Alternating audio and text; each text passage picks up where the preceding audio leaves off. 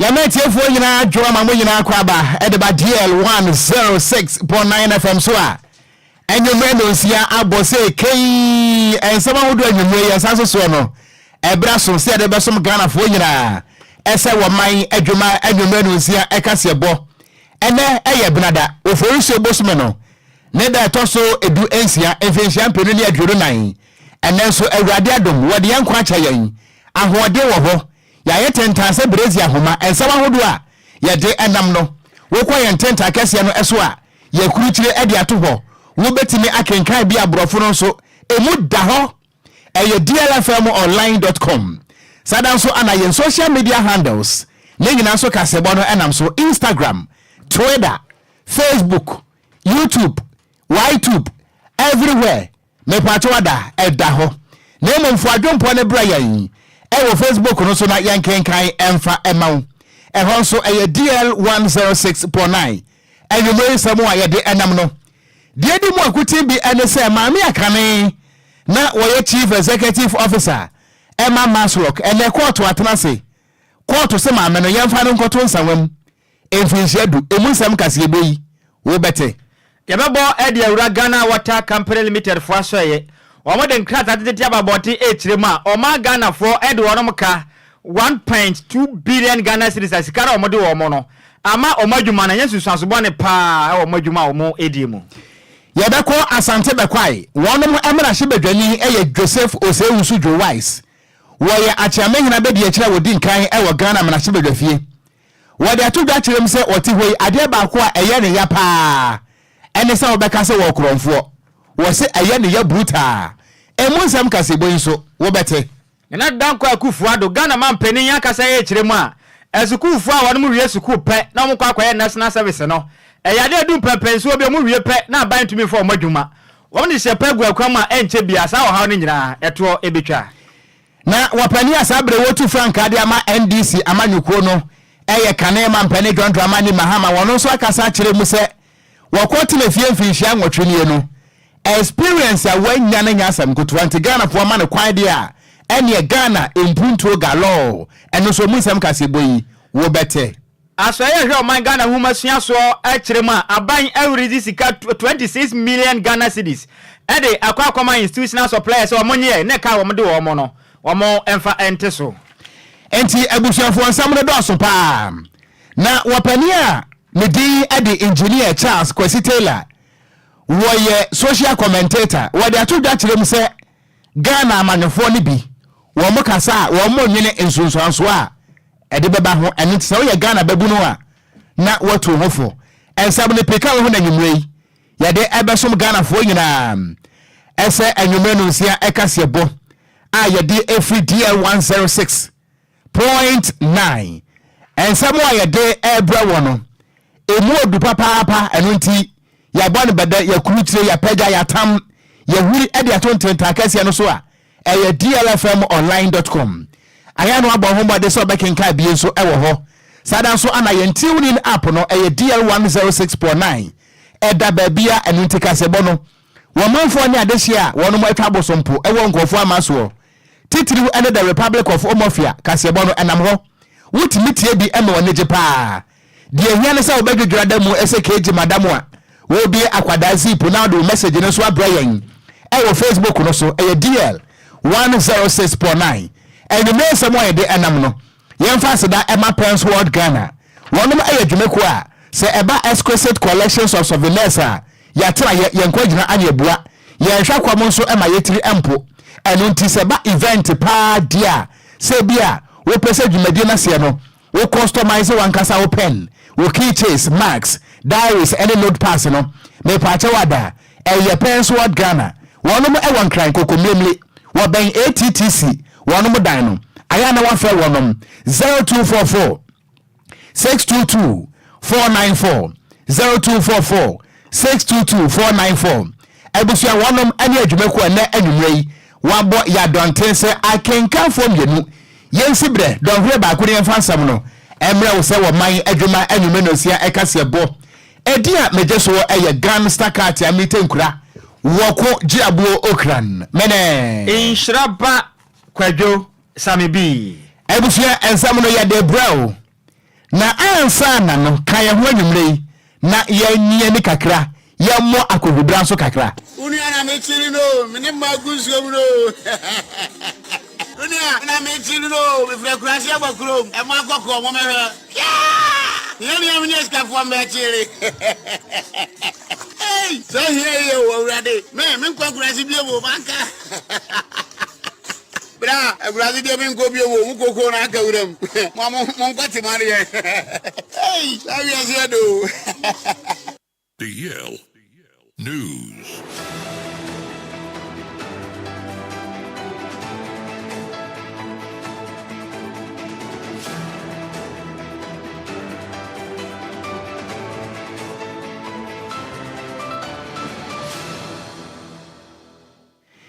na yama wakwaba na yefe yenhye kasebo no ase emfama ho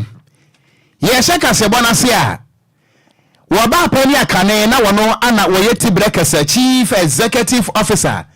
Emma Microfinance and Small Loans Center yetwa ne tiase Maslock ne di ede sedina tamakro atuenu mene wo ekasa court akwasetena na court se boni bia wodie ebre bia atwa munti yemfa no nkoto afiase enfishia makomako edu na afenso wonya dwumaden enka ho afenso eya former chief operating officer ano ono so woya adwuma ewo Maslock Daniel Axim wono so court say won konkoda afiase enfishia enum na afenso adwumaden wo monfantato ema wonom na enipa emienu wo brado mu kogina mu ewo court no enya kwadu makomako aduoso enwotwe 78 count ana ni nyina mo no ye de abo wono mu a ebuofo kasa yese causing financial loss to the state na kyerese wo mo abo wo my Ghana kapapapa na ekara wo mabo no ya tetechem kakra akwese awade aduane de di nkan theft na kyerese enipa mienu wonom akabom abo wo my Ghana kro no ana afenso conspiracy to steal wonom akabom se eno so wo mbe wiade ana money laundering ene wo mo de Ghana sikasem afa esumase a wo matwe Ghana sidi na afa fam atrese me no kasa yi wono mabosuom aye masetam ana afenso no aya contravening public procurement law wo my Ghana emra no se wo ye public officer na se wo pese okoto bibi e wo my dream a ye won hihya hodo a wo befa so de kan se procurement process no nanso no emra court tenase no wono me etirem se maame ane din ede sedina tamakro atuenu eye former CEO Emma Maslock any chief eye operating officer Daniel Azim womye no kabo mu no ene Maslock no ene kyerese procurement process ana wo mu ebrichi ya kyerese me no kasai wono mu nam Ghana so enya wo mu sei etam na asam no ye hyase se wo mu edi eye 2019 no ana ye de wo mu emie no kogina mu ewo court ema kyerese adansefo makomako ensia wono mu nyina ba ye ebedi adanse sabra no so na maame ne din ade sedi na tamakro aturo no wade nkan age permission se wo pese Okogyeabour kire na okosa no ho yade kakra firi se ne ho emfa no wo bra ye ma ne kwa se won konkosa no ho yade no ana wade ahwiase eye na afa court fo na wo so ma na wabɔ no motom alata boy enu nti ansenie no aye diye ni nyina no efite 2017 eye maame sedi na eye tamakro no enya de se woba court ho no mo na eno ana oboni eka ne se a trial in abstention na kire se woni ho na enso no ye di na asam e wo bra na woni ho na emom Daniel Azim ne de wotime ba court e ba furu adaka e ma yebusabusa no ensam ni nyina mu no eya de se wo pene no ne de wo enya dance ni bia amfa no amma na wo bra empenefo tenase no ana wono mo echirem se boni kasa me kan se misappropriation wo ma Ghana sika fa koto pen wase da bi manfa nto pen me da koto nchechera anase bi afa koto atadwe wase da bi me mfa nto atadwe me de beto ataya me ngina mu no eye misappropriation na kire so ma Ghana sika ana wo mo twe ye de fa nkwantanan efiti 2013 abepem 2016 na ebe nso wo mo kire mu se maame ade din ade sedi na tamakro no eyade se wo hono mo a ana de kro fa mobile phone ana wo frɛ eye Obatampa savings and loans company for say mo withdraw eye 500,000 Ghana cedis ene no ana se tete no 5 billion wo mo withdraw enfamra afa so do person ya ne se sika na mo de bramia no because interest rate no monte so 24% ana wonom eteso enti womo teso dabi womo to so wakase womo to so 24% se na be ya ba no sa no a na interest no de abro so no kwa kwadwiri e de agunu botom eno ana ko bank dey say dabi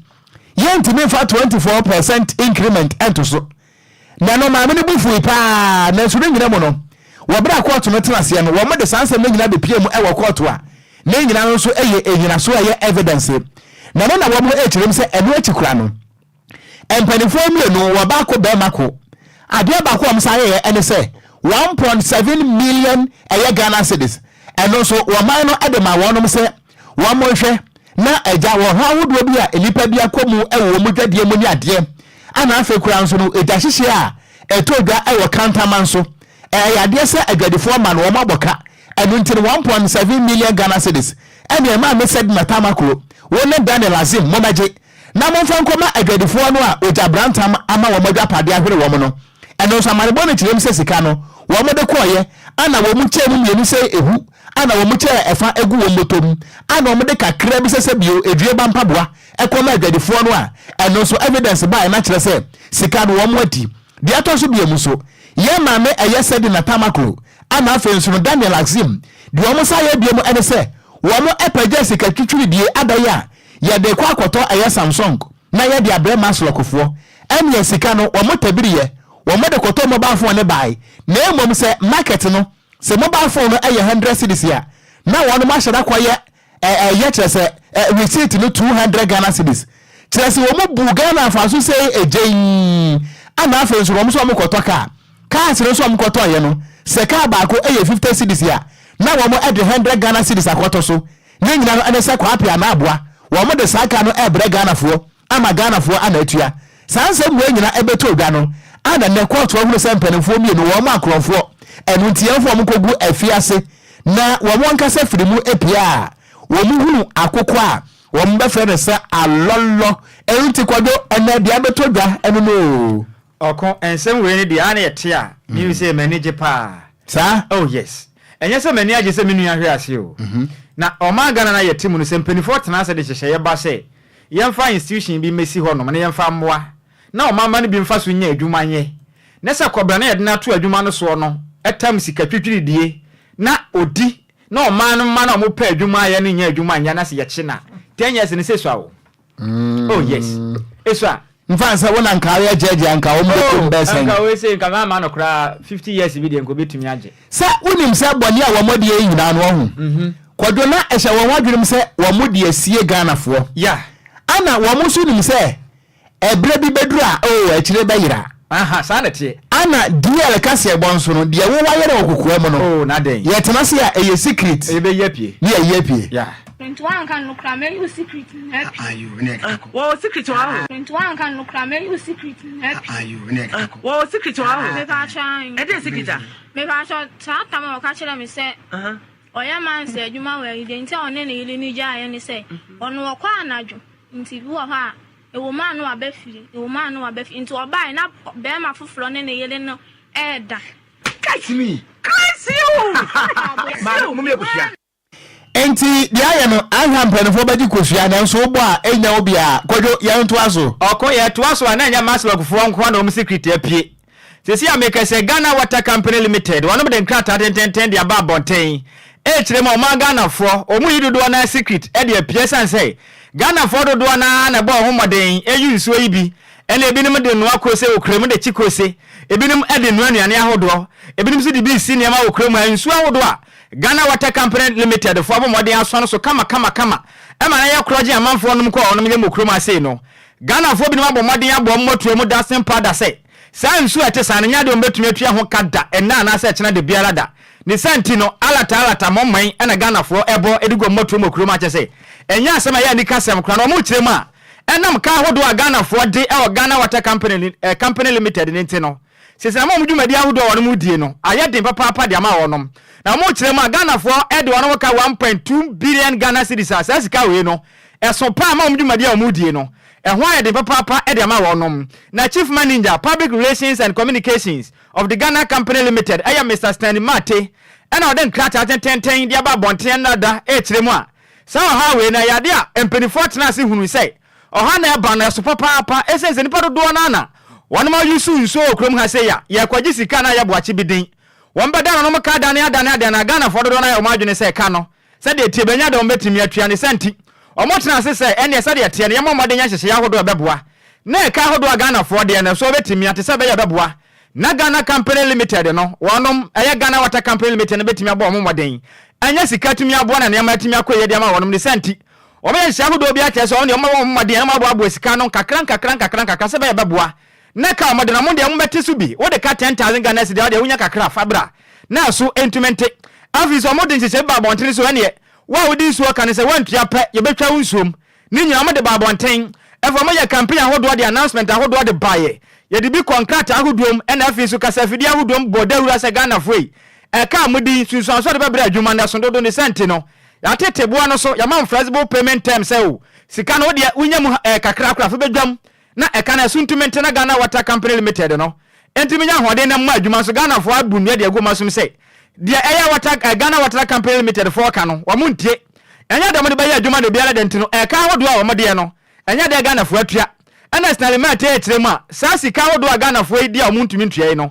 akofa so asubone party abe omudwumadi ahodo a wono di o ma Ghana mu no omu tirem a chese infide bi wono ma da se san company fo tumi sesan ni nyina de firi ho na so sika pa ombenya de asesan fidie no aye denden de ama wono ma wono mutumi nya sika emfa ensesan fidie no nti sakoba ne sa pan su pa Ghana fo benya na ho ba ye den pa ni sente no omoto to sra Ghana fo nyina se we ya de hia de abesra se obi ama no ho moden se ka hodo amade Ghana Water Company Limited no yentumi kotu atwa se ba ya baboa na omudwumadi ahodo omudi no wono ho betimi hare wonom na no de ne kasa ye ba we na ochem so se sia ye kasa yi wono ma tra san hye beble na ba baboa pass yakopon ya adoma kotoni ma busumedi ani ma metire May 2024 yi mu wa wonim sa wode Ghana Water Company Limited ka no sa wantua hye ya ba netie ne ye pa na da ho so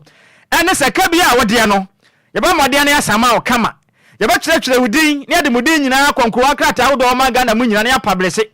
ya ekoko dadi so de ne de ka se bo ye se be ka bi ne ya batena se ne ya bɔ mu nyina mudi Ghana fo nyina hunu se bɔne a mudi okra mu ne se mode mo no mu yusu nsu amu ntua ka na Ghana fo nyina hunu mada pa okra yim afi nso ye wie ye ba san ye de makogyina emra no na Ghana mra ne wadi na saba won so a wakwakwada afiase na se kyena bi hufiri a sa na mu ate sa na nya de abetu bio na master ni mate kasa no sei no kyerɛ semu edi kyerɛ de ye kasa bo Ghana afanina ya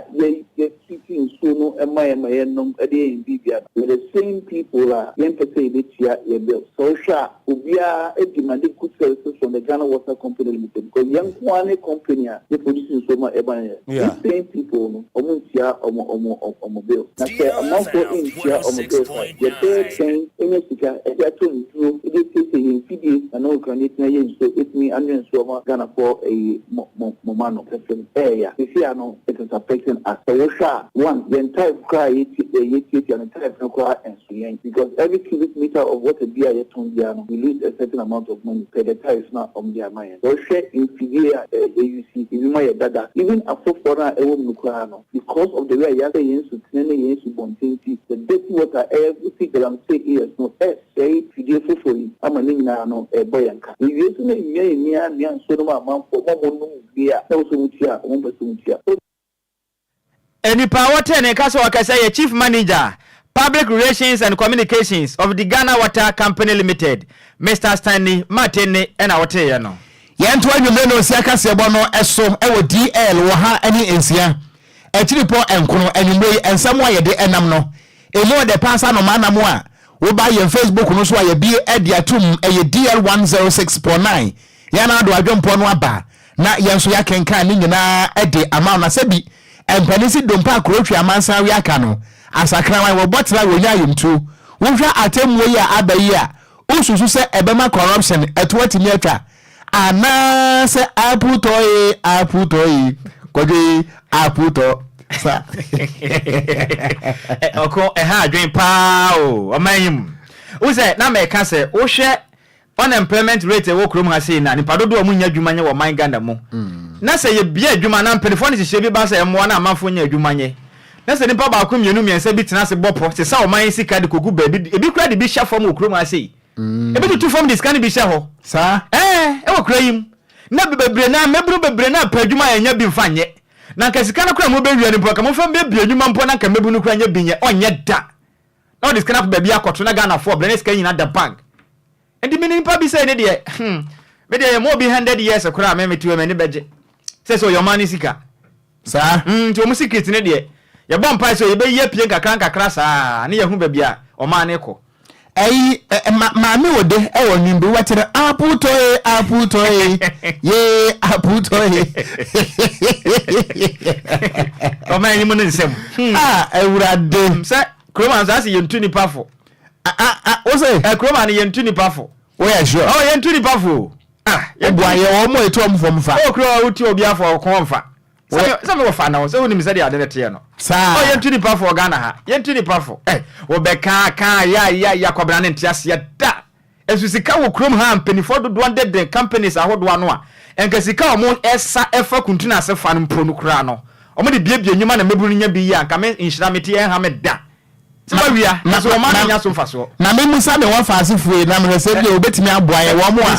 yentu omo fo krom na me bisa no Ghana ha nkofon bo ha ntimi ntu omofo oya dey ntimi ntu omofo 1 oba wa to dom 2 bemo woska Wo di asembe ba maka waso waka enti abusua waka no yenso ya wahase yenso beka ama wonso wate yentu fankopie mu ewa asante bekwai ewo asante mantamu a wonom emra hye bedwani eyame ame wafaase Joseph Oseusu ema no bone mrane se Joe Wise woye achiamehina bedi akira wodi nkan mekira first deputy speaker of parliament wode atu gachirem se wote asase suyi ade ba ko a eye ne ya pa ene se wonam no obi aka kire se MP ana politician wo krofo wo so wote a ne ba bia won pese obodin na etu ni se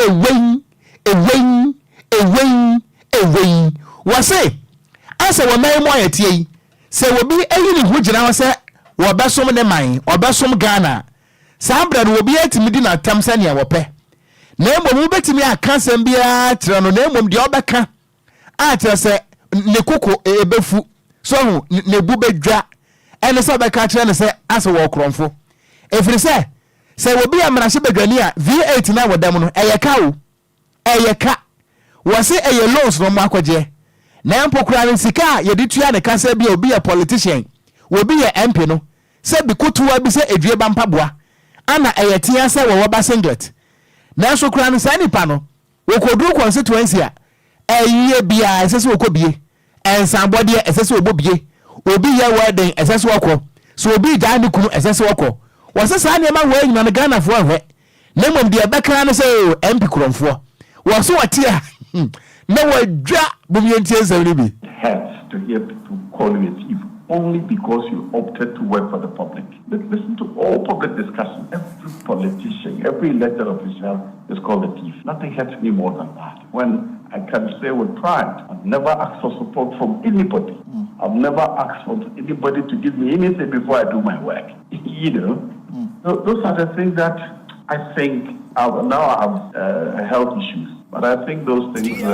may have contributed to my health issues. And so I want to leave the scene quietly and endure my pain in quiet.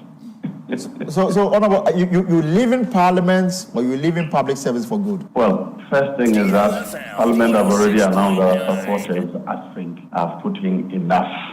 But I have no desire to return to public service as in being an office holder. My desire is to continue to be a good citizen.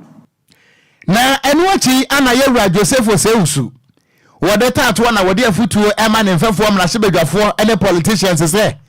say we a member of parliament ya sika bia no edema wo no make sure pass won kodi mroso se woni na se wodi buroso na wachina bi wo mfefo ni hia mo na se wa moa wo mo a de ebeka no sa ha MP kromfo na eba no se wodi ni sika wie you see the MP cruising in a Land Cruiser, and you think that all is rosy. You will never believe that the person is working in the Land Cruiser. So when they tell you don't come or be careful, nobody will tell you be careful and you listen. You are paid well. In fact, for now, I cannot tell you how much. What we were paid, it was mere management. with your salary to be able to handle funerals, handle constituents' problems individually, and still be able to stay afloat. There, the person has a problem of marriage. Maybe they are coming, like in my place, maybe they are coming for the wife because he has not been able to afford a cow to give to the in-laws. Now, what will you do? It becomes a responsibility. It becomes a moral obligation. And so you would be forced to maybe go and even contract a loan to give to the person to salvage the marriage. This is what MPs go through. And then after that, you go back and they pay the public things that you have had so much of government money. And so you can be paid pension.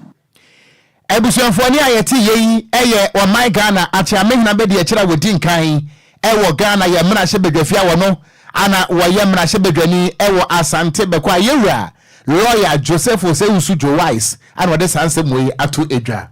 ye to akase bwa na ye bawura bo Ghana mampani na danko akufado na kache na mampani akasa de nsam de atudwa ekire mu a Ghana fodo do na mbo mmade akosuku wono mu wie pe na akasa mbetumi akwakoya mo national service na national service no dodo na mo koye wie pe na chese nyama hodo omo kosua na nkasa na wokọ eye government institutions ahodo mu a omo twataw omo dwuma dia ahodo omo die nyina chese nya dia ekoye kura afenso bebe na rewie suku a na esa nkasa mpanifo bo moden se nkono betumi akọ eye adwuma ahodo mu akwakoye adwuma na nso no eho akoye nsempi o mayimu na danko akufo de Ghana mampani ekasa wo chire ma chese ayade aban discover blend de ashe national service scheme nim na nso no eso mfaso wo price se o man yen saka na aban so nya bididi ne hudwuma no akoye boache bidin aye twintwan yo man eka pampanifo ebo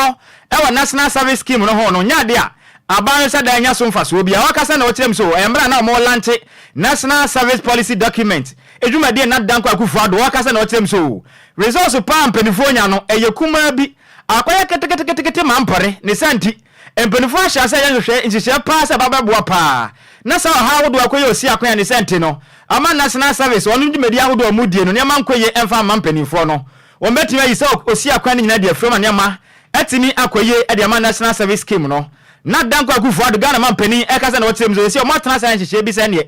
o mo ne se bi pa baba ne de o mbedo esukwa pa akwase aton akoya nhihye ahodo betimi akira ade pa akwafom ye ama ye national teaching council for na babeboa masa nche akira ahodo betimi akwafom ye pa ma na babeboa titirumpo akira fo mo kira ade osuku so ahodo mu no tesa akira fo yi so chitani ba ko pe enkwala baburu ba de se tesa ahanum na akira wono ma de okroma je se obey adoso dodo eboro so dodo ne santi ni nyina santi se ahodo mba ba ye na betimi aboa ama akira fo a tesa school fo dodo na egu omo so a ama de chena ya de ama wo no no eso atumi ate ni nyina se ahodo mba ba ye no betimi aboa man national service scheme no ni ama timi akoye e de ama wo no okasa na osa atem de si ameka se omba betre ne ma de si ameka sei agricultural programs ahodo ane na yakua adwuma ho nsese ne ade atachira fo ba boa pa ma ne nyina no matumi anya nkwala ahodo a wono ma wie school ametimi atachira wo ma de wo manya nimde kese pa wo ho na no se eye sekire kumahu dwumadi ahodo a moye ntachira ahodo a yebo no no ese ministry of finance ase na office Ghana kai obatampa program ase a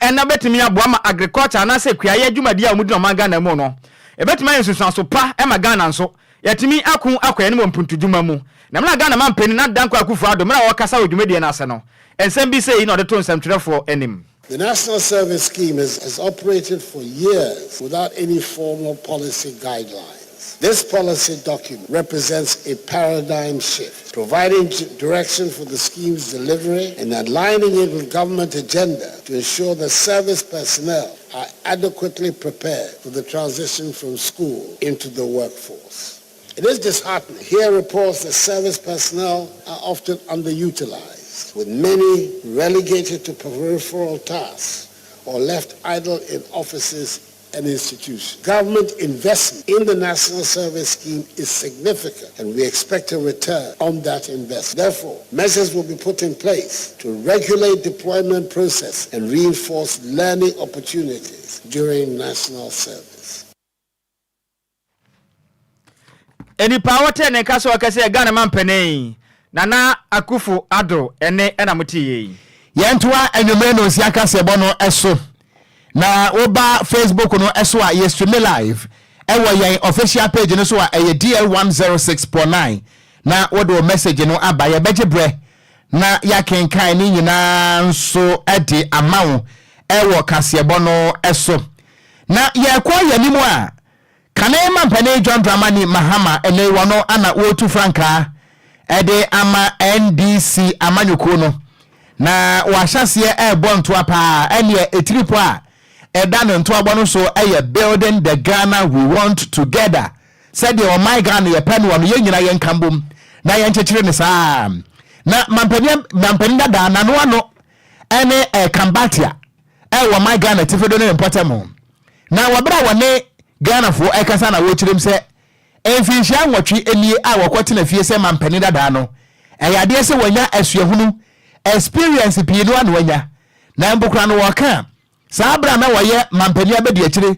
e ma fa ni kwaja a wotoso mienu eye Professor John Evans Fifi Atamels eye nyankopon fa ne kra ensie yie wasebra na waye ne vice president no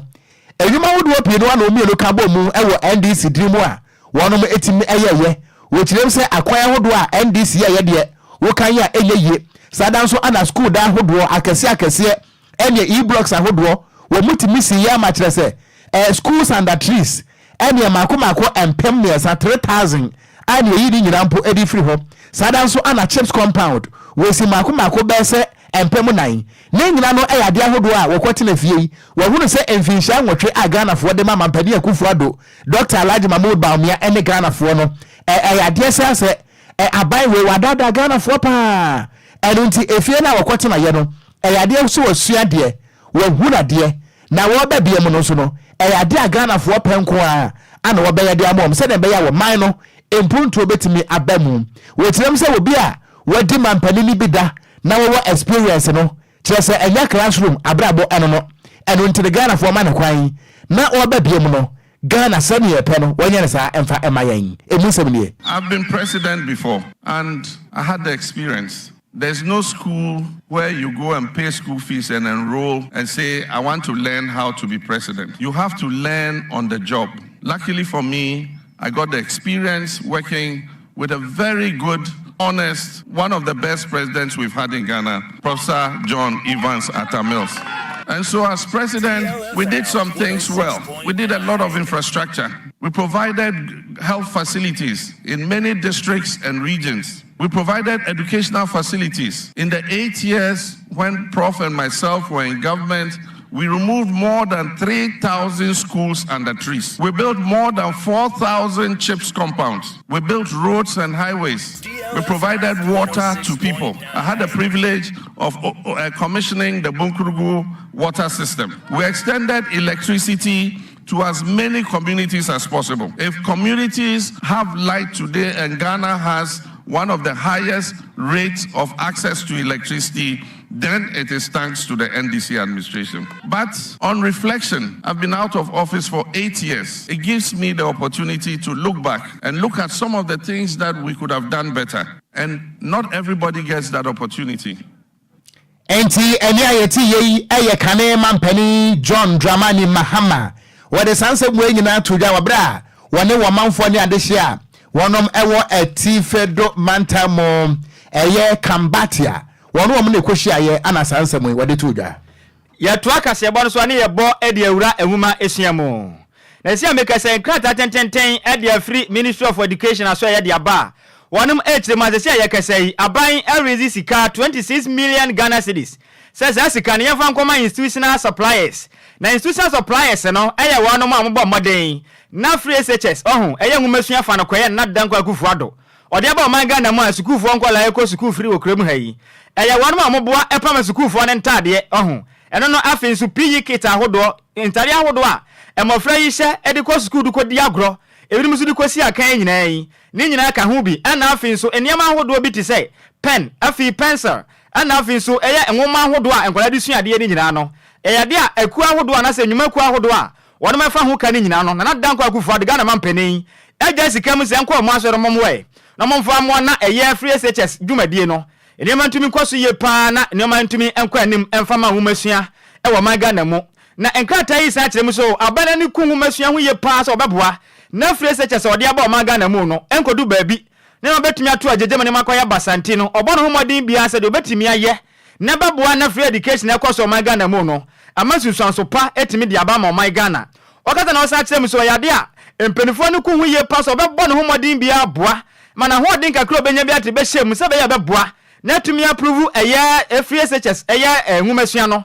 ne matumi akoye ne yenye quality education o maga na mu a ne betuma toto na kwan wo pamaga na fo nyina yani atumi age eye free SHS a ekwaso maga na mu na okire mu a sanse ya hodo ampenifo aye no ayade afiri makobre bia no wo metimi a yomonto ne majeje mu se be ya nkofa ohaw ene nsusua bia boni biara etimi mfa ma nwumasua so esense wono mbo ho moden ede sa enema hodo ade boa school fo nkola no so ko basa ban entumi afa sika nkoma wono mre semu a e basa mo nso dwumedi ahodo omudie no enema entumi enkon kan fa mo ne senti abraya krado se enema ahodo bia ne sika ahodo bia so ono so de boa na free SHS ne matumi kwai ekoye pade ma eye Ghana humasua no onso bo no ho moden aye se ba ya Ghana humasua ebetimi egina ne naso brane na krata tintintin we ne nipa ne nsa hyase eye kasamafo de Ghana Education Service eye kwasi kwaten na ode ne nsatea asanya yeso yekenkan monsem ede asomo ene enumre yi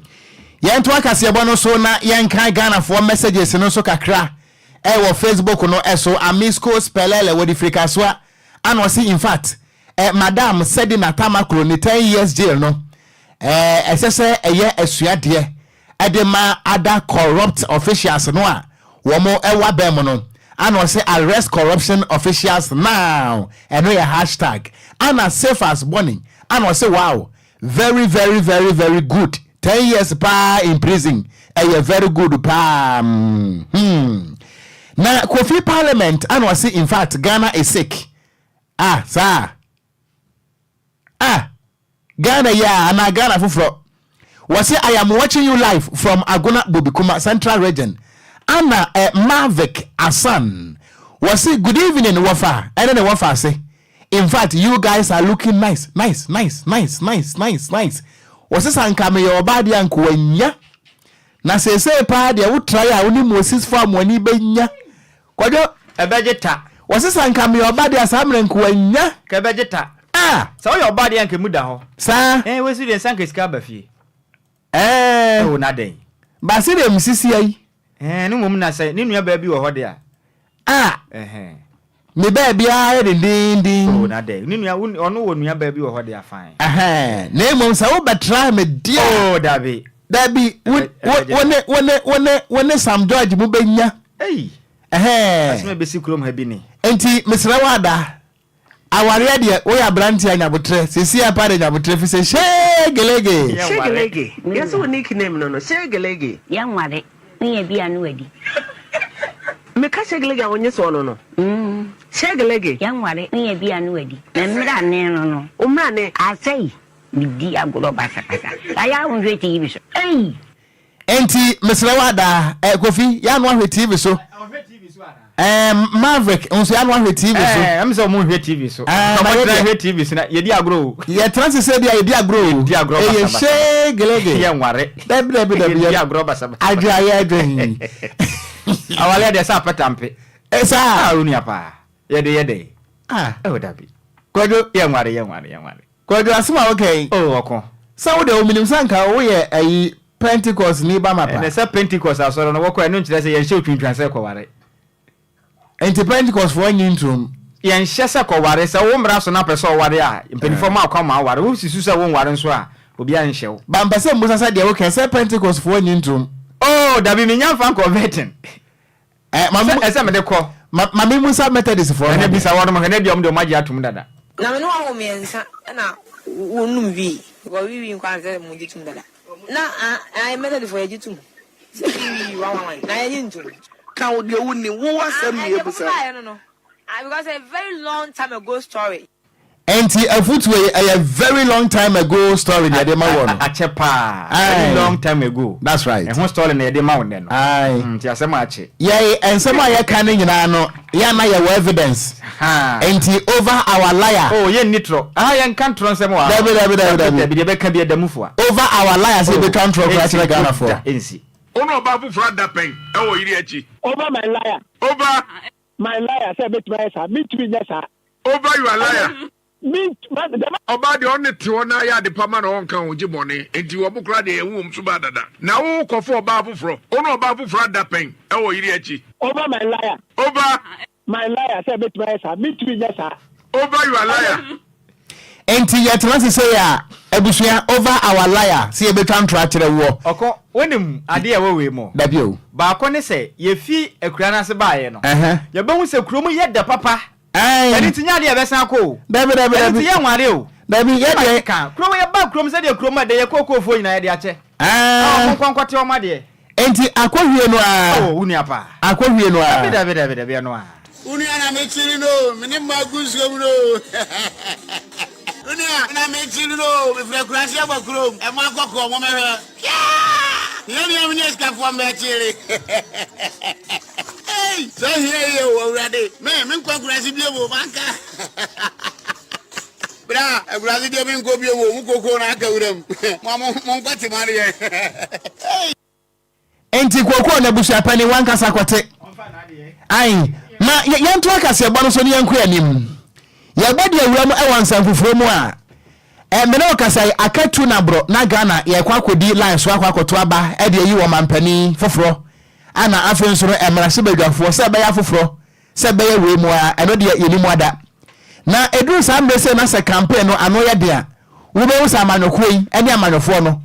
se wo mo kan sama kase hate speech ensamo ede ntokwaba ensamo ede wajamom ni ya ka de kire menantie no wunya nyonko apa ne sum wo kwa ya fa ba sho botom ye fo atwade kita wunya se kankito bi afa sho ataso sansam we nyina no yade a amanyofo no kokoam mo o maka de kire menantie no eno ntie kwakwadi la so akoyi su kokromuti no na brantie na lia ese pemina agbonija wo kokum nipa e wo voting center ho ebufu sam kwa sansam we nyina no Kwadwo ade a wo ye se bro Kwadwo ade bodo ba ene onu ana mi ara mi ni ana ko wadim na afi adai Sammy tufu eno no akọ wadim adai enti abusia edro sa ba no aya na hadwen eno nti o maya yetim we emu adwamienu se ehu se akura se watermelon ye wo NPP babunu ane ye wo NDC babunu enti wo mum ye no hia akwa se de abebe wo hia kutipompo no na ba akọ pebebi di ntiafa na ye ntokwa sansa mo ana kwaso e wo campaign time e wa bato obire mu no ana wapani ba kwa wo social commentator ye fani engineer Charles Kwesi Taylor wo de to Ghana wo chirem se Ghana fo mabunu se mobama moni ada ho no mu a enhyasie emfiri enne efiri se amanyofo no a enne ye hu wonom MPP ni NDC no emududu no a wo mo eye tamed individuals a se bio ensem no wo mo ka wo mo nwene ho wo mo nim se bio ensunsuanso mpo a ewo saasem a wo mo eka no eho enu nti waka de akire Ghana fo nyina se enya pesa we de kaka wo bawie nti na wo befre kuntunu wofa enu nti eba kwakoto abai se wo ye NDC ni a entra se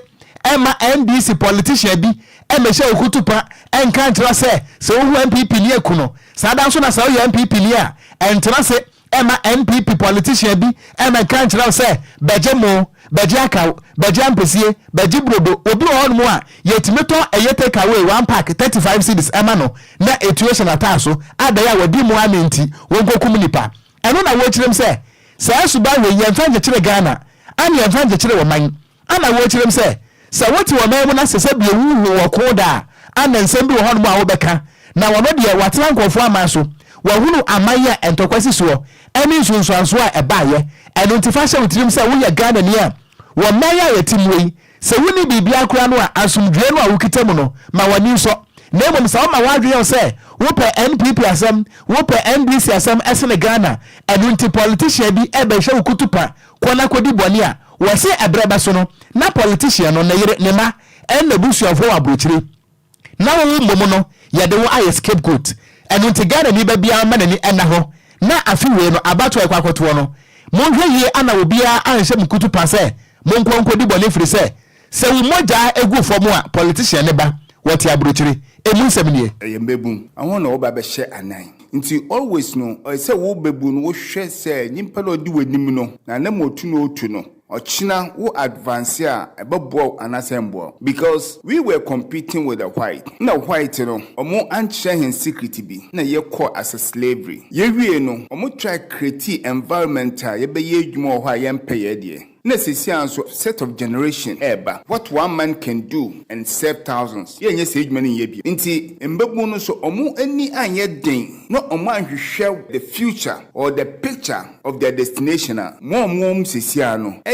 10 people, the current politicians. The 10 people during the revolution.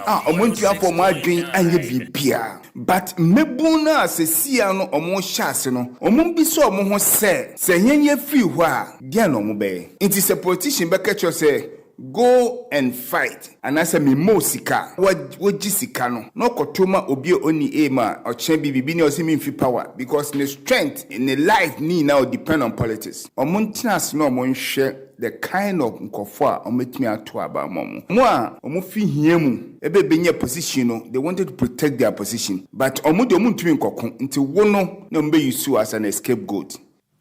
Enti wenu nyina no eye afutu a wapani ane din edi engineer Charles Kwesi Taylor wode ato emabru nanim se entena se ema obi enya uyeduom ebewi akire no na omoja agu nanso na politician ne ba ati abrotire na wo twe akokɔ nam efa na sere ho a na nyina mo no entimi emuawo na eno achi na wo tirem se wo tu se bio agiramoafo no na otu akuransofo na wobeka de akire amanyekuo no political parties ni nyina se ye chechire political party a botaye wo mu ene se yemfa nchechire wo man yemfa muwa enipa manipa entumpon na emom ye nchechire political party se yemfa nkreti entokwa woko antu nipa ene nipa ntem ene ntire woka de akire mabro ne se politician bia begira wanim na se bi oninsamu a woka no eye bode woni aba na sa ababia nimu a se nipa no tutia no na emom de obaba ba ka kire wo se me ba mamu wotumpon na wo evidence na why bi da no se nipa no to ma no na emom de why na just one de se bio akoban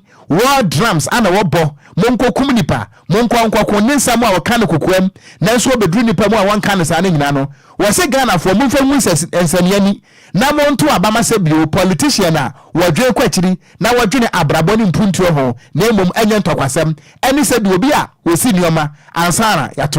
yato abama no. I don't see any matured campaign because we are in a global village. I would say it again. Inti bipia okoso wiasi biara on your phone, you can see them. So why are we campaigning based on religious mimehubida? Matine bimeda, mehuku, matine war zone. A biara or campaign based on religious way, we don't bring politics into religious things because it creates a lot of. But political party campaigner, they should think about external effect. What I'm saying, dear Nhyiraba Baba, or the best one, Uncofa him on measure monka. Nessa Ghana for you now, ye two appetiness at war bar. Wine no baby Boruno. Just still a year, catcher no, intelligent, and in Kakaye, Bibia, won't na or sneaky into way. I can Libya the Beno, or him, just still away. Until we a politician, Nessa, who campaigner, then why? Now, then we no sono. Does it help human? Your campaign, my say, does it affect human being? Asamwa wobisa amanyofo no sente brofo amo kan mo kika memburuti bamu ya abrabo amuboi mo ya shop a se ebua nipa wei aya futuo na oba Facebook no so a ene Samuel Kofi Asante ana o say good evening wofa ene ne wofa asefo wo se kase bo no emo de sano man na mo pa na wo say in fact ye were more secret I had here we are wofa na you secret apie ana wo boase Kofi Boache and was a 10-year sentence of former Maslog boss. It's a true reflection of NDC corruption. It is possible with Dr. Mahmoud Baumia. Hey, Amagosem. Greetings to Ura Kwabena Ampo for Apia. Virus. Your mate. And DJ High Grade. And I say, Joe Wise, stop crying. Nobody sent you, so keep quiet. Wasi nyo bia na soma wontere kwa no tum ana wonsere sa Nana Yaw Okese and wasi good evening. I am Nana Yaw Okese 1 from Bremai Supuna. Please add 10 years. Hey, that be madam bra brofo no beka sema na mabon enso na de no so na wondre ni ye. Oh, that be mentiasie kra ntibro France nsaye ha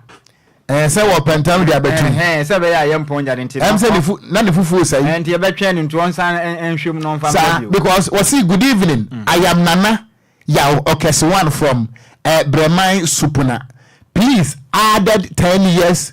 today, yes, for me, Ghana is very, very sack pa. Opeso ochire se maame no yemfa mfie dunka homa nana. Sir. Ntiase. Ntiase. Am se sa no opeso ochire. Opeso ye de 10 years ka ho. Nanka ye je 20. Apaka temase. Latest from the world of sports. DL News.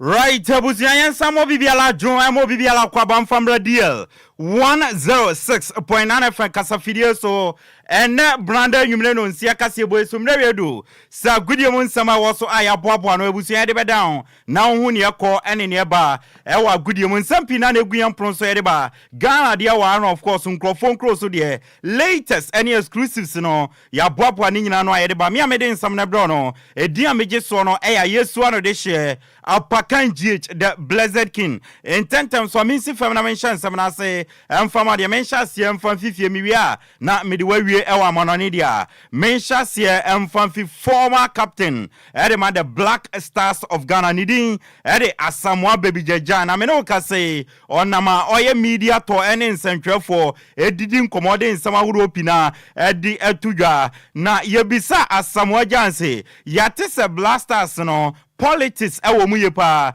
na o time na o see akan ewo Blasters no no politics no o delay with it o delay no with saying and o say time o see akan edema Blaster especially obey captain no na dwen nyina no team no any players no na ni focus on so any so okoremu ewo agopramane so obe deliver na momo no sa politics in sense am there one fan adwen ankoso. Me no, I wasn't looking at the political side. Now, my dadwin, yeah, the day leader no, my dadwin say players no kwana me dream. It's your side there. Omondili or me go near field no, so just to deliver. Asamoah Gyan Yamaran so yebisa Asamoah Gyan o time we captain Edema Blasters no 2014 muko piemo World Cup ase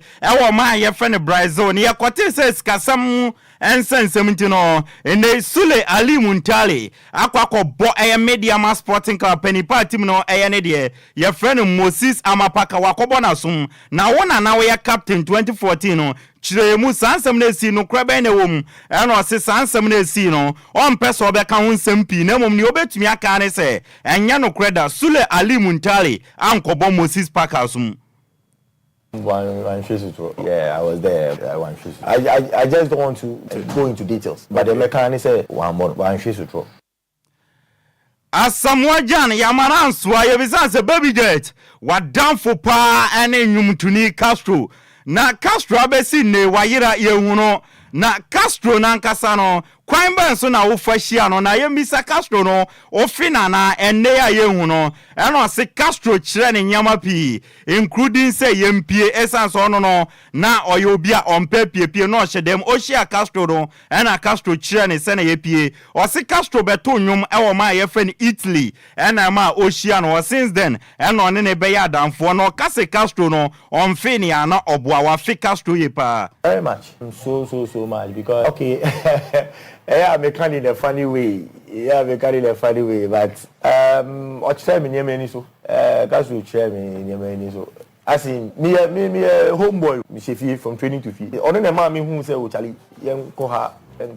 listen e pie because also no nimbo. That's how we became friends. We perform we and our friend on stage. Asamoah Baby Jejan Elabusia Waten Enkano Yenremo Ewon Crofon Crosodia in the UEFA Champions League no Ebusia games ebebaso Yemfa won some enfan to any menu games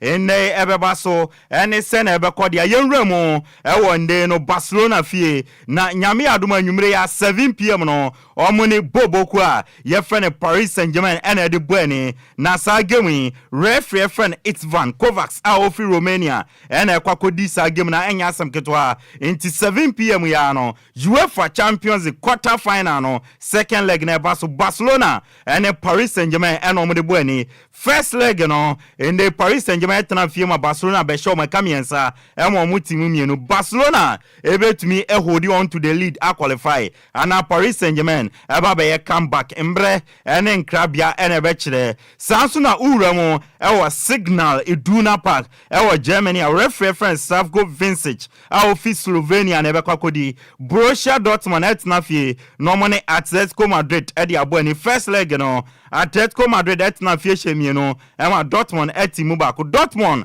ebetumi ayenkonya ofi a qualify and Atletico Madrid ebetumi akoyenkonya e wa we no ma qualify mre ene Nkrabia ena ebechebusu ama yamfa agudie mu nsam nsi na ne aka achibia ne yamfa nto asomfa mi amedi agudie mu nsam na de bro di ameje so no e ya Yesu ano de hye Apakanjich the Blessed King meda se ebusuama yamra wonchen na yamfa frefo be enan na afei yenso dwumadie no eso ebra edro ne yefa no sofa na yensofa asem ni nyina no ene se ene kwato se ye maame akane na wo ye chief executive officer Emma Maslock sedina tamakro ationu yemfa no nkoto afiase emfinhia edu efiri se wa magana aboka na waboga na so kro no pam ususu se atemwei ebetimi amaya manyofo yi akai ana obi a wo ye Ghana ni a wonya position wabo na adwu mpo se wo bedi Ghana bone no wei ebetira na adwu ana 0534050199 0534050199 0593406565. Good evening. Good evening, Offa Sevi. Me offer Sibelie. Bacho Paulina Pilatu. Oh, Pilatu for Bibia Sheye there. Bibia Sheye na won e wom. Kafra, enu ntina me wahan. Bacho wa minti o. Okay, Bacho yes, do no mjama ma me no. Entimi ma omo aka no wo mu di nsembone no e wo komu ase na ensesa o. Ade se e wo se ma me ni e bibi kan. Oho, Offa. Ai, wo se mu bibi kan ko se yes ni de da bi emboa. Sa? Ai, o mu be rera baby na o ma tete sa. I see. Mo medase. Omo sa from the top. On pass on the break. Milu, on boxes, on pints, on in April. Openi. Hello. Hello. Woni enanam. Madose. Odi de sana frefre. Papa ji, tama come tonight. Papa ma minti o. Abi look at me can say Addison, Bank of Ghana boss. Enya no wansam ne eka. Ye ka Maslock ma miasem. Mama pana na. Yeah, you 10 years yeah. Aye. Na me ka say so almost offense. I'm the master of skill be happen and say and so I know. I say can for that and baby oh evidence afa no court nya ha mpacho e me pass mbia man ye hu so obi awia Ghana majo ejo so what to say nyame adom na so nyame adom boko ye ntie we I saw the when you say sorry was from Asante Akim no ti be ase ya sese kan ya ma so a ye du re aboko ko sekitiru ya ma so na ntakrabo nyina ye den dwane be to aso na to aso ama enti no de na kan se be sa dia enen ka Ghana de ki musi na se nya se bia takra ujim dia ene yankonkonko menso medase papa majoy Offa me offer se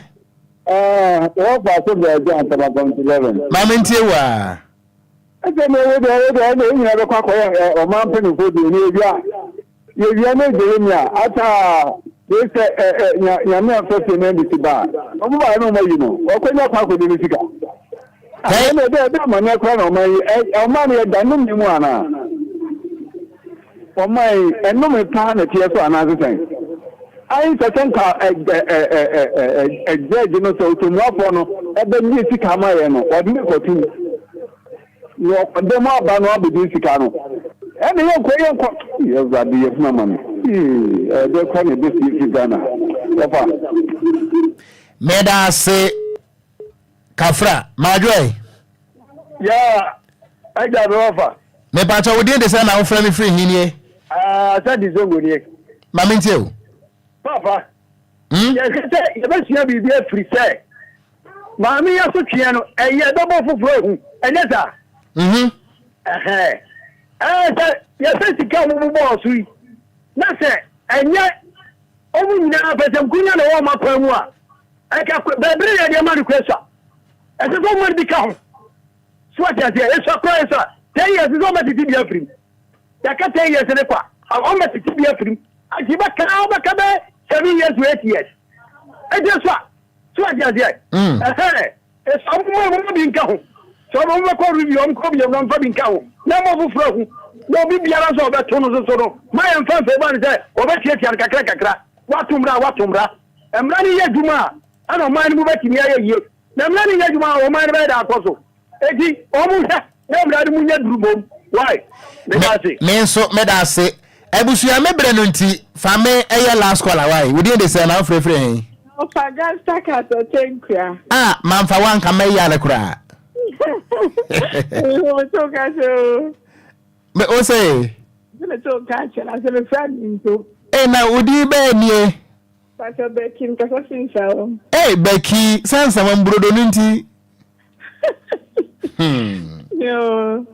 10 years ne de because I'm so about Ocran de so o ka say them 10 years de na no de. Sam. I see. There before kan ho. Krono kan ho. Krono kan before. Nti wo akronfo. Oh, that krono de obi abo krono.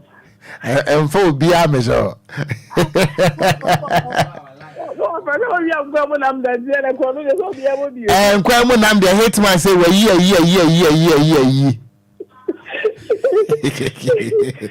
Eye mom so ya no ade ne. 10 years na no ade on. Nka happen be say. I get dia 5. Okay. Mate me da say Becky era so why? Mo ya tia ensawa mufo. Enti abusuya yentimi mfa afrafo no ebiem. Me hu no se course no ba na eba. Akwese me wo fa bikra madin. Wo se ba na eba so yentimi mfa biem. Yes so a DJ Hitman is up next. What the awoso ebe wo so mo pa. A kire se enya asam koto a DJ Omarion. Enso anadi e ko Facebook no so ma onya bi ehwe ye. Nyame wonhyira. Akenkanfo no so ye mienu. Edia mejeso eye Grand Star Card ya mitenkura. Ekura kronkron. Okogyeabour Ocran. Mene. Nhyiraba Kwadwo Sammy B. Yadamu nyina se anwumre yi ama mo nyina mo anitia. Wajeyan oboja. Osofo kyerabo mo mpaye a wo body amaga na mpanimfo ni nyina. Osofo nyenko Obie na no asmo kan say or the 43 million akwakote gatem odo revem $1 million yes said